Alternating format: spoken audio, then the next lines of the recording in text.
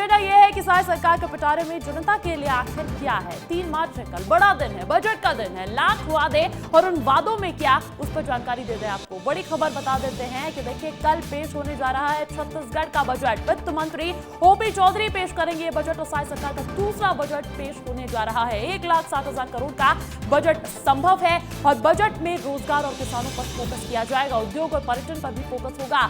Loan और startup के लिए घोषणा संभव है। महतारी वंदन योजना का भी बजट बढ़ाया जा सकता है। सरकार से कई बड़ी घोषणाओं की उम्मीद छत्तीसगढ़ की जनता को है। विस्तार न्यूज आपका अपना चैनल लगातार जानता भी आया है और आपने देखा होगा कि हम हमेशा चलाते हैं, पिछले कुछ दिनों से चलाते हैं कि जनता की इस बजट से क्या उम्मीद है। हालांकि सरकार कई बड़ी उम्मीदों पर खरा उतरती हुई नजर आ सकती है, कई बड़ी घोषणाएं कर सकती है। कल पेश होने जा रहा है छत्तीसगढ़ सरकार का बजट। वित्त मंत्री ओपी चौधरी इस बजट को पेश करेंगे और अगर बात की जाए कि कितना बजट हो सकता है तो 1,60,000 करोड़ का आंकड़ा बताया जा रहा है। बजट में रोजगार और किसानों पर फोकस है।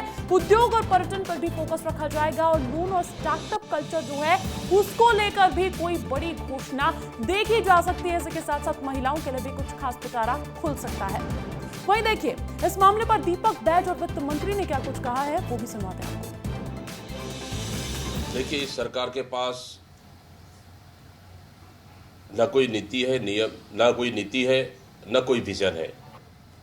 1.5 साल में 1 रुपए गांव के विकास के लिए इस सरकार ने पैसा नहीं दिया।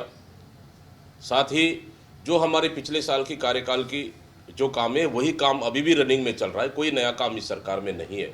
इस सरकार में पूरी अर्थव्यवस्था चौपट हो चुकी है।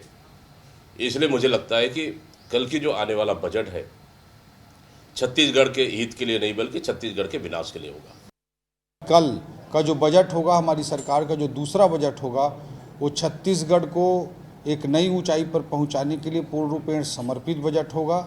जब हमारा छत्तीसगढ़ राज्य का गठन हुआ था 2000 में, तब लगभग 5,000 करोड़ के आसपास का बजट प्रस्तुत हुआ था और इन 25 सालों में हमारे छत्तीसगढ़ ने काफ़ी प्रगति की है और बजट का साइज लगातार बढ़ता हुआ नज़र आया है। इस बार का बजट पिछले साल के बजट की तुलना में भी निश्चित रूप से बड़ा होगा। चलिए सियासत पर चर्चा करेंगे। खास चर्चा के लिए खोमन साहू का रुख करना चाहूंगी, रायपुर से जुड़े हुए मेरे साथ। खोमन देखिए बजट में क्या कुछ खास रहेगा वो तो हम न्यूज एजेंडा में दर्शकों को बताएंगे ही और बता भी रहे लगातार, लेकिन इस सियासत को कैसे समझा जा रहा है, क्योंकि देखिए साय सरकार का साफ कहना है 2047 विकसित छत्तीसगढ़ के संकल्प के साथ ही बजट पेश किया जाएगा। हालांकि कांग्रेस हमलावर है। कांग्रेस कह रही है कि कोई नीति ही नहीं है सरकार के पास। देखिए अंजलि, जिस तरीके से सरकार का दूसरा बजट पेश होने वाला है, अब तक का सबसे बड़ा बजट पेश होगा जी। ऐसे में ओपी चौधरी जो बतौर वित्त मंत्री दूसरी बार बजट पेश करेंगे और उसकी तैयारी भी पूरी कर ली गई है। हालांकि जो विपक्ष है, कांग्रेस है, वो कह रही है कि निराशाजनक बजट होगा, विनाशकारी बजट होगा।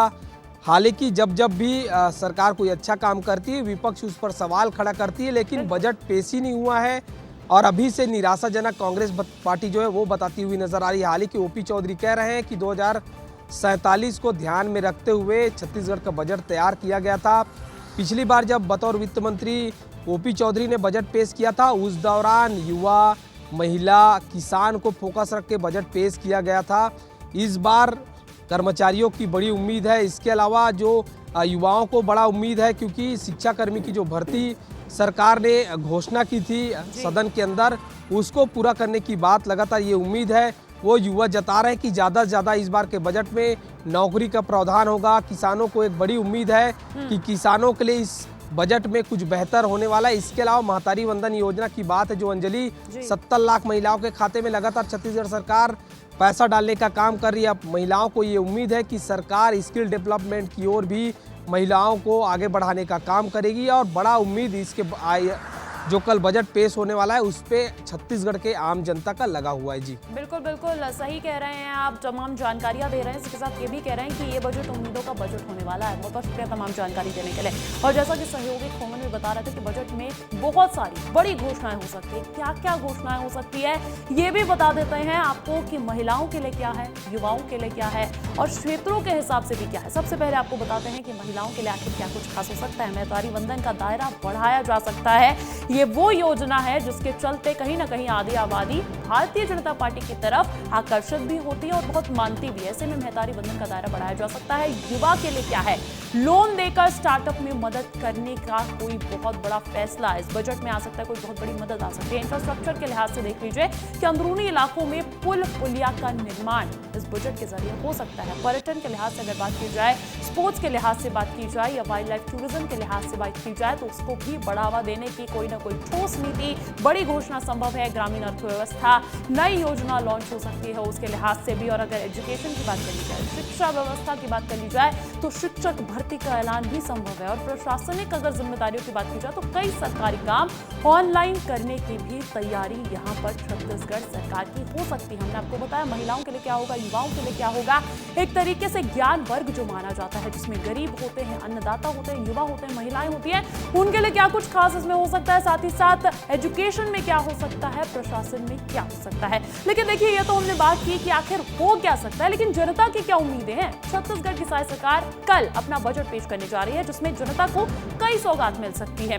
और साय सरकार के बजट को लेकर आम लोगों की क्या राय है, महिलाओं की क्या राय है, वो भी सुनिए। मैं आंगनबाड़ी कार्यकर्ता हूँ।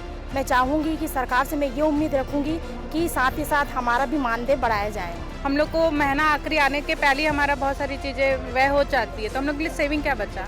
हर चीज़ में तो महंगाई करके रख डाले, टैक्स इतना ले रहे हैं कि कुछ बच ही नहीं रहा है हम लोग के लिए। हर क्षेत्र से तो महिलाएं जुड़ी हैं, महिलाएं तो समाज की धुरी है, इसलिए महिलाओं के ऊपर तो हर चीज़ का असर होता है। जितनी ये महंगाई है, अगर वो कम हो जाए तो सबको आनंद आ जाए। तो हम लोग यही चाह रहे हैं, सरकार से उम्मीद करते हैं कि कुछ महिलाओं के लिए कुछ किया जाए, कुछ नई योजना निकाली जाए जिससे हम लोग की आमदनी बचे, कुछ हम लोग सेविंग कर पाएँ।